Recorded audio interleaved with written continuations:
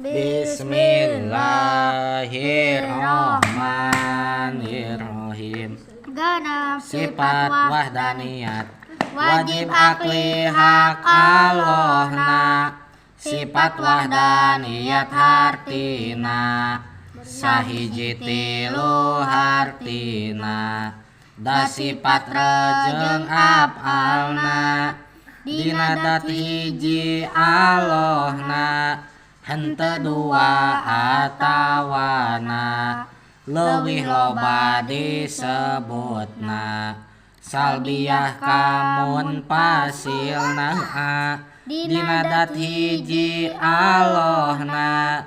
Lain menang rangkepanana tina jujbing bilangana.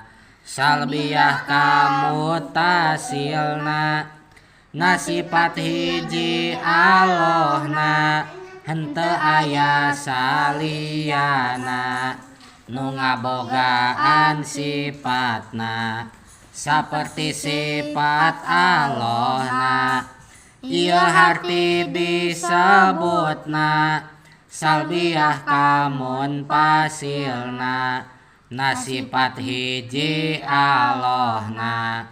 Hiji tina sawarehna hiji tina sawarna. Ieu harti disebutna salbiyah kamu tasilna na af'al hiji Allahna. Henteu aya saliyana nu ngabogaan tapakna anging tapak damel Allahna. Salbiyah kamun pasilna jumlah aya 5 hartina. Bismillahirrahmanirrahim. Nomor kagenep sifat nu wajib di Allah teh sifat naon? Sifat wahda niat. Naon hartosna wahda niat teh? hiji Allah. Sahiji Allah atawa hiji Allah. Hiji Allah teh dina naonna wae? Dina data. Hiji Allah dina datna tuluy. Sifatna. 2 hiji Allah dina sifatna tuluy. Dina damelna. 3 hiji Allah dina damelna. Hiji Allah dina datna tos dijelaskeun kamari. Ayeuna bagian ngajelaskeun hiji Allah dina sifatna.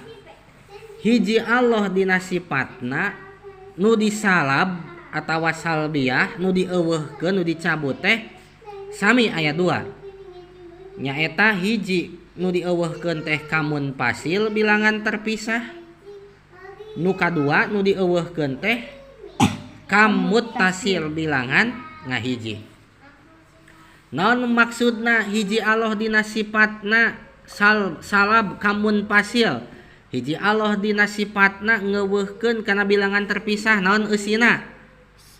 Salian Allah teu aya anu boga sifat seperti sifat Allah. Saha salian Allah teh? Makhluk. Sadaya makhluk Allah teu aya anu ngagaduhan sifat seperti sifat Allah. Walaupun ada itu hanya sama dina sebutan hungkul eusina nama beda.